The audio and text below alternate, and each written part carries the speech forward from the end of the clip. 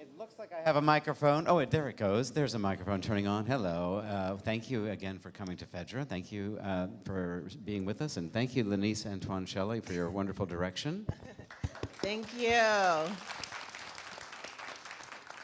So we don't have a scholar here, but we do have Mathilde, who's going to be monitoring the online questions. Oh, welcome, welcome, welcome. Pick up there's microphones for everyone, and so pick up a microphone, and if you don't mind, as you come out, just introduce yourself and say what role you played, if you don't mind. Well, thank you for joining us. Would you mind giving us your name, since I don't want to mispronounce it? Yes. Jacqueline. Oh, my last Jacqueline Wabueze. You see, I couldn't have pronounced that properly. You were wonderful, thank you. And over here, we know. Lenise Antoine Shelley. Robert Cuccioli, and I played Theseus. Mr. Fitzgerald, and I played Hippolytus. You were all wonderful, and really the whole cast was, and Lenise, you staged it so beautifully. And I know, for those of you who haven't been to a Red Bull Theater Revelation reading before, Lenise and the actors had all of 5 hours today to work on Phèdre and prepare that for you. So it's quite extraordinary to see such gorgeous performances orchestrated in such a short time. Lenise, since we don't have a scholar to ask like the deep questions about Racine and the scholarly questions about Racine and I'm Hippolytus and I didn't know Seneca wrote a version of this play, but I know this play is a passion of yours that you talked to me about several years ago, and I wonder if you would just start by talking a little bit about your relationship to this play and your journey to this reading today. Absolutely. Well, I'm also an actor, and so years ago in undergrad, I coveted the role of Phèdre and had a monologue auditioned with some of the monologues in this play and was obsessed. And I started to just do my own investigation as to what was behind Phèdre's lust and need and covetous nature. And that was extremely intriguing to me. And so when the opportunity presented itself for me to direct it, I said, absolutely. I was giddy at the thought of just really being able to dissect it on an even deeper level, because as an actor, you think of your role, but as a director, you think of all of the other roles within the ecosystem of the play. And so this was an exceptional challenge for me to be able to just like expand my awareness of this beautiful piece. Thank you, and I'll just ask the actors who've joined us to just quickly introduce themselves. Hi, my name is Adreem Smith. My pronouns are she, her, hers, and y'all were amazing. So were you. So were you. Hi, I'm Liv Reese, playing Panope, she, hers. Thank you, Liv. And I'm Alan Gilmore. I played Theramine. yeah. Oh, thank you all. Well, it's great to have so many of you here on the stage, so I'm not going to do much talking. I would love to, maybe, could I ask, Bob, could I ask you a question, actually, since I think, I'm throwing this at you, I know, but because I believe you did a reading of this play in the Euripides version for us, Hippolytus. Do you remember that? No? You were there. That was over Zoom, wasn't it? All right, too much of a curveball. It's one of those Zoom things. Yeah, maybe. Well, okay, then I won't throw that question to you. So I think, well, I'll just say one thing. I mean, it's been a long time since I've listened to a Greek play, and the kind of arias of them were just so powerful, and at the end and throughout the play. And I'd forgotten how these plays are structured, with people coming out and there's short scenes and then these lengthy speeches. And I wonder if any of the actors would like to tackle just what that's like from the inside as an actor approaching speeches like that. I'm sitting next to Alan, and so I'm going to put it in your lap now. Doggone it. The side eye.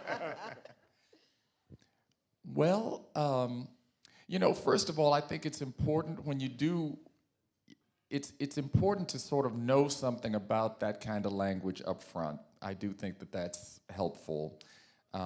And one of the things that you have to know about it is that, it's very poetical, so you have to be a little bit interested in poetry and interested in saying beautiful words.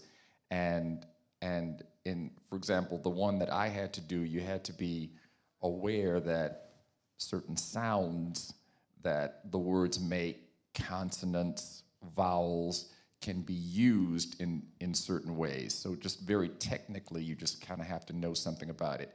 And then the sentences very often can be very long. So you have to make sure that you follow the punctuation if there is any, if there's a comma someplace. And I personally think it's very important not to let one's thought and voice drop before the sentence is over, before the idea is over. Otherwise, we'll lose the intelligibility of the long sentence with that long parenthetical or all of those modifiers of something at the end of the sentence. Yeah. Well, and maybe someone else would like to speak to just how do you modulate the emotional life throughout a speech like that? Because it struck me just watching it tonight how much like opera it is, but you don't have the score to lean upon. Anyone interested in talking to that? Talking personally for some of the speeches that I have as Theseus, many of them are so. He's such a conflicted fellow that they're so all over the place, and trying to structure that in any kind of a growth pattern was very difficult, and they were a challenge to negotiate a lot of his speeches. Yeah, I think understanding the verse that it's written in, also thinking about it as like lyrical, kind of like you said, whereas it could be like a poem, understanding and that, if you kind of look at the language as lyrics to get the point across, because you do have these long passages where it's like, oh, she loves him, I get it, but she tells the story and she's very, I think the use of imagery is strong. So I think you kind of connecting to it as a song almost will help you kind of understand and be able to access the emotions that might be coming from the words, the imagery, the verbs, the actions. I think that'll help to kind of give it a little bit of character, a little bit of wavelength, Thank you. I will open it up to questions from the audience. Does anyone here have a question? Yes, I see a hand raised. Oh, we need to get a microphone to you so that, we would love you to speak into a microphone because the online audience also wants to hear your question. Yes, how much breath work goes into delivering the lines, given what you just described? Anyone want to take the breathwork question? Something that's helpful that Alan touched upon is breathing on the punctuation and on the commas and letting them kind of propel you forward. And also having soften your knees, get the breath coming through the soles of your feet all the way up, breathing through your diaphragm rather than short, shallow breaths. These are all technical things that you learn in acting school, especially if you're classically trained. But you have to get the breath underneath you. So that's so astute that you were able to ask that question, because we do, as classical performers, as classical lovers, need a solid breath underneath us to get that imagery out to the audience.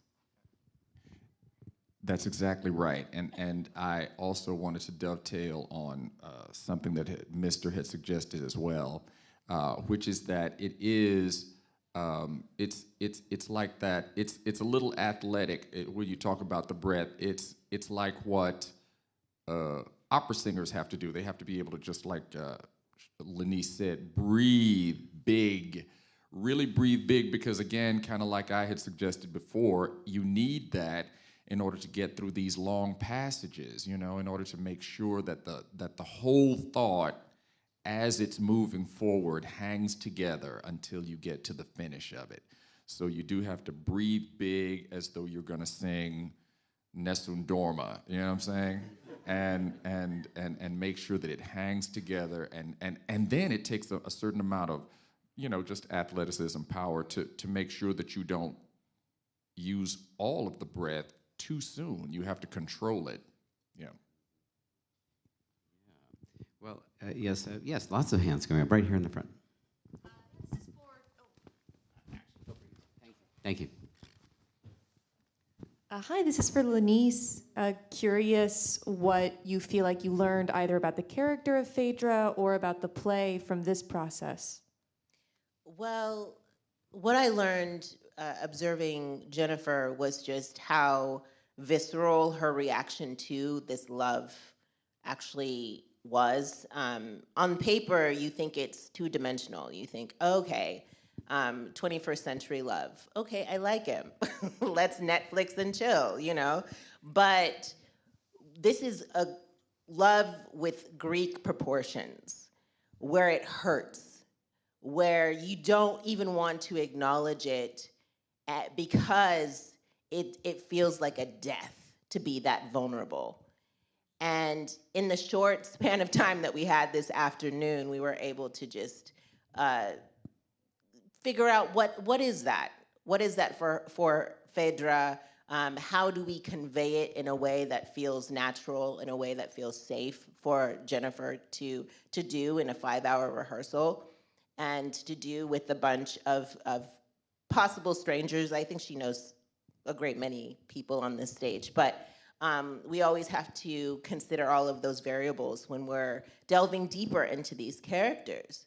And so I'm sure many of you out there have been in love and have felt the heartache, the bone-crushing need of being near someone, and just amplify that by the 10th degree.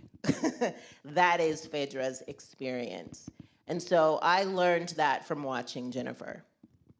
Well, and I mean, of course, we don't need to talk. I think all of us know this. That you mentioned the Greek and the original kind of elemental Greek myth of it that Euripides wrote, and that's the reading that you were in, Bob. That you don't remember. We did a reading of Euripides' Hippolytos. You played the same role. You were wonderful. That's what I thought you were channeling tonight. But also, I didn't know this, and. Well, and I don't remember all the differences, and maybe some of the experts in our audience do, but I wasn't aware until I read our own program tonight that Mirabelle Ordinaire wrote a wonderful note that that Seneca had written a version of this play as well. So these are writers who approach the mythic and the epic passions. So I always, that's what I'm drawn to and what Red Bull Theater is drawn to. But I'm always pleased when a contemporary audience and contemporary actors come out and are really engaged in it and filling it up with such beauty and power. And I felt it resonating tonight for all of you. There were a lot of hands raised, so there's one in the orange. Yeah, so this is super cool. Thanks so much. I read my first Racine play when I was 12, which is a wild time. And being older, so many of the themes are very relevant, right? There's the whole the lust and the shame and even obviously as a person of color, being hyper aware of a white woman, accusing some person of color of sexual assault.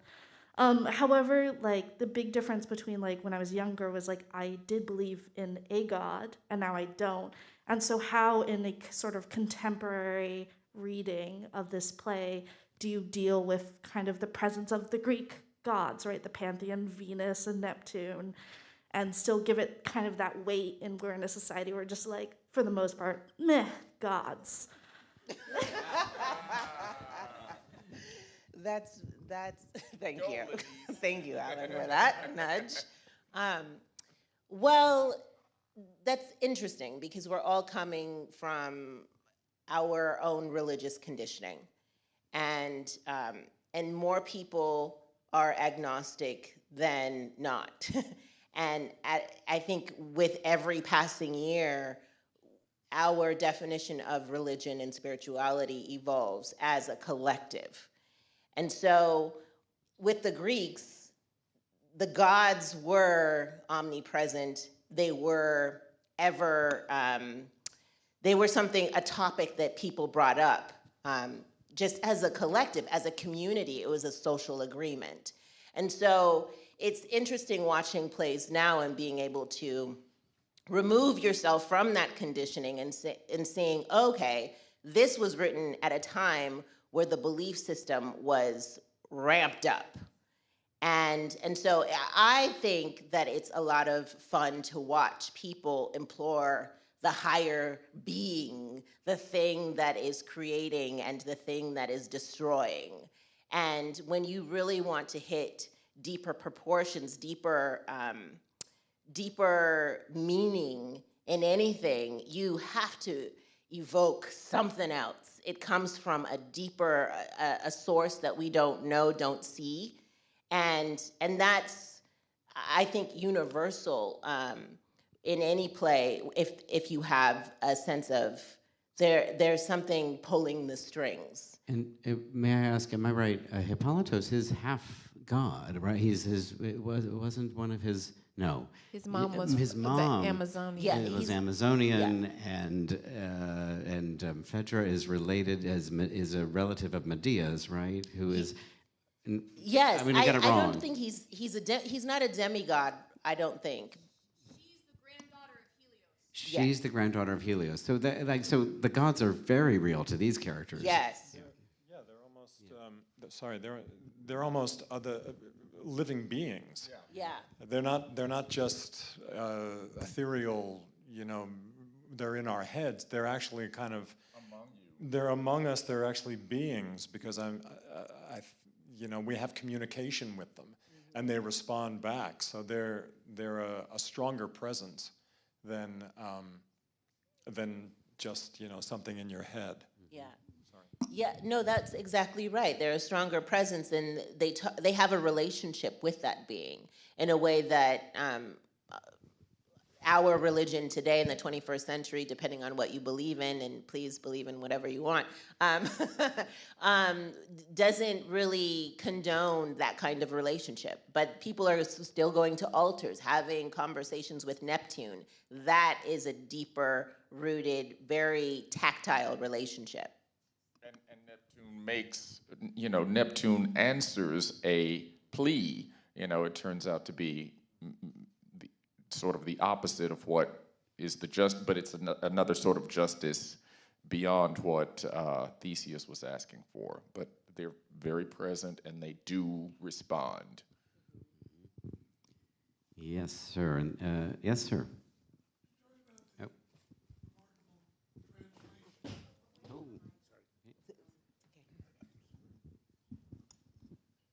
I'd like to hear more about this remarkable translation.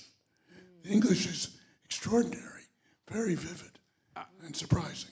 I'm so glad you liked it. Rob Melrose is the translator, and I think he's online somewhere. He's in Texas right now. But Lenice, I think you had a chance to speak with him, right? I did speak with Rob, and we had a great conversation last week. And I actually chose his translation out of a few that we were considering because of how vivid it is and how much it sings and flies off the page. I like to read each translation out loud, and I read the whole play out loud, and this one just flew more trippingly off the tongue than the others, and translations can get really sticky, as I'm sure you know, and especially if the translator is putting their own spin on it. But I think Rob really maintained the essence and the fire and the beauty and the musicality of this play, the original play. So that's what drew me to this translation.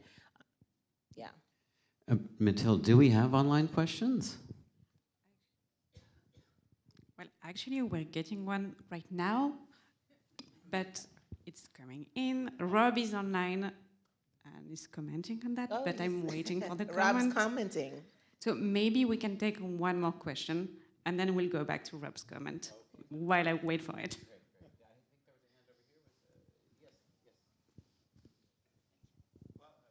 It was also about the translation. I was wondering what the meter was. Occasionally I heard what sounded like a couplet. So I'm just wondering, I assume it was in verse, but... Rob says that it's a loose verse. It's 12, but Rob says that it's loose, which I actually liked that because, yeah, for contemporary reasons, I like that, and I think that it translates. His particular translation translated to this cast and to this time. Had a hand raised right here in the middle. First, thank you. It was a really great reading, really terrific. And I know you only had 5 hours, so I don't know, Lanise, when you came in, if you had an idea of who Phèdre was in your own head. But one of the things that really surprised me, and I've seen the play quite often, but mostly in French, right, is that it's always Phèdre's play. And the guys, especially Theseus and Hippolytus, look a bit like jerks because they're overwhelmingly sure of themselves and they're very proud. And tonight, because of the way the reading sort of worked out, the tragedy was theirs. And I found that really interesting. Yeah, well, I do think it's an ensemble piece. Most of these plays are, and because Phèdre is the titular character, we kind of zero in on her, but she wouldn't exist without the conflict between Hippolytus and the conflict within herself when it comes to Theseus. And so really establishing those relationships is what I focused on going into this process. I knew that we have to care about these characters. It's imperative that we cared that she got Hippolytus, if she even had a chance, that she was able to reconcile and mend with Theseus. It's essential that us as the audience are invested in her winning. And in order for us to do that, we have to care about the people that she's trying to win over. Well, it definitely felt like an ensemble tragedy to me. I mean, everyone seemed to lose out, right? Well, in a good way, in the way you expect when you come to a tragedy. And it's also interesting that Euripides called his play Hippolytos. I don't know what Seneca called his version of the play. Does anyone know that? But Racine decided to turn it to Phèdre. Yes, it was Phèdre, Seneca. So we finally got Rob's comment. We was very happy with how you all did and said the cast was so wonderful, bravo. And then we have a question from Ruth 45, which is more for Lanise, I guess. Does sympathy for Phèdre, I'd say it in French, for Phèdre change greatly between translations? Does it change with translations? Yes, between the different translations. Not the ones that I've read. With a translation that I read years ago that's in my library at home, you feel the agony more. It's the self-flagellation, the oh, woe is me is just deeper in other translations. I think Rob pulled that out, and rightfully so, because we get it. It hurts to love, we get it. And with an exceptional actor such as Jennifer, you're able to see it and feel it and move through those emotions with her without them banging it over your head. Yeah, I wanted to agree with Lanise. I think something that's so spectacular about this version that is not always necessarily true of the French version is that it doesn't feel like she doesn't have a chance. You really want her to declare her love, and Hippolytus say, actually, you know what, my father is dead, and let's give this a try. And that doesn't feel impossible at the top of the play, and I don't always feel that that's the case in this. So Rob is really watching and commented again, explaining what he wanted to say, so I will read what he said. I tried as much as I could to have it sound as much like the French as possible, preserving the grammar and the length of the thoughts, like you were saying. The play is all couplets, and I tried to give a taste of that here and there. The Wilbur translation, with another translator, is in all rhyming couplets, but at a great sacrifice to the sense and the poetic imagery, in my opinion. So really, and I would add that myself, thank you, Rob. It was perfect. Thank you, Rob. It's nice to have you with us virtually, and they're clapping for your translation, Rob. That's good. We appreciate that. We have time, I think, for just probably 2 or 3 more questions. Yes, over here.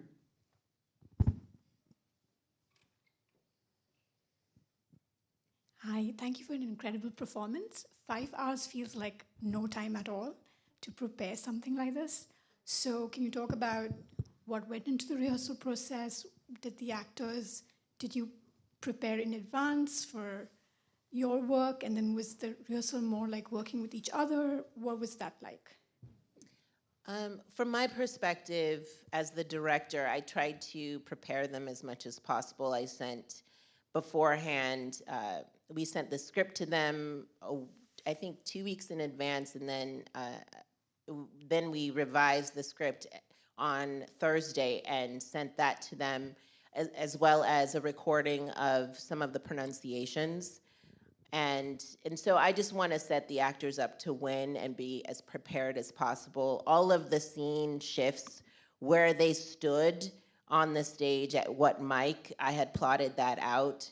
And then at the top of rehearsal, we all discussed where they were going so that we could run the show, and which we did. And we stopped here and there a few times to answer some questions, but then we were able to run the show one time. Then we came back for notes, and then we pieced it together, I really wanted to run the show twice, but that was way too ambitious of me. And we weren't quite able to do it the second time, but we hit all of the major points the second time. So I was very pleased with the work that we did this afternoon.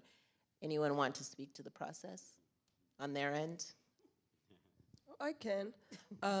So for me, I like to be as prepared as possible, and I find that with readings and a couple hour rehearsals, I never feel as prepared as possible. But what I do, and I appreciate like getting the script and everything that we had, I did listen to the recordings that she sent. I also am more like an auditory learner, so saying my lines out loud, for me, even if it's just my part, it just helps me get it comfortable in my body so that when I'm in a group, I'm not so much focused on how the words are sounding or if they're coming out right, and I'm just more so listening now to like the perspective of the other lines finally being said out loud and illuminated. So that's really helpful for me. Yeah. My cat was really helpful in this process. I was screaming at him, and he got very scared, so I think that was helpful for me to kind of see what was going to resonate with you all. I'm not calling you cats, but that was my process. Yeah. I was not familiar with this play, so it was a lot of research. I mean, you want to read the play all the way through, irrespective of your role in general, so you know what's going on and you understand the role. But with the Greeks and the mythology levels, you know, it's like there's places, there's names, there's gods, there's like poetry, imagery. And so for me, that's kind of stuff that you do at table work, and that was fun because not only am I'm learning what it is and how to say it, but then I'm also getting invested in the world and this place that we're in. So that was kind of like the big part of my process. And then, you know, the people will do what they do, and then you just respond. Well said. And I will say, having done a couple hundred of these readings over the last 20 years at Red Bull, we really depend on talented actors doing preparation and being responsive in the moment. And otherwise, the readings like this could never work. So thank all of you for participating. Last question there, sir. So you were really phenomenal, and I was astonished that you had 5 hours to put this together. I was completely amazed at how much power you put into this. So here's the wishful thinking question. What is the chance that you might actually stage this? which would be amazing. Mr. Artistic Director. Well, thank you for asking that question. I mean, I would love to have a production of Phèdre at Red Bull Theater. Well, I said we've done a couple hundred readings over the last 20 years, and we do about 10 a year now, and we do a couple productions a year. It's more expensive to do a production than it is to do a reading. It won't surprise you. So, we. Coming out of the sea, you can't. You don't want to do that. I would the love horns and to do that. You got to bring the ocean onto that stage and everything. Let's do it. Yeah. But you could do it more simply than all of that, because you really only need some wonderful actors and some costumes and a little scenery to pull off a play like this. So the only honest answer for you that I can give you is that we need support to make it happen. Please contribute today at redbulltheater.com. Well, that's the truth. That's just the truth. Because we'd love to do a dozen plays a year or 6 productions a year, and we just need more support from people like you who love it and to help make it happen. So thank you all for being here tonight. We have more readings coming up and more productions coming up. Thank you, everybody. Thank you. Thank you, Red Bull. Thank you, Lenise.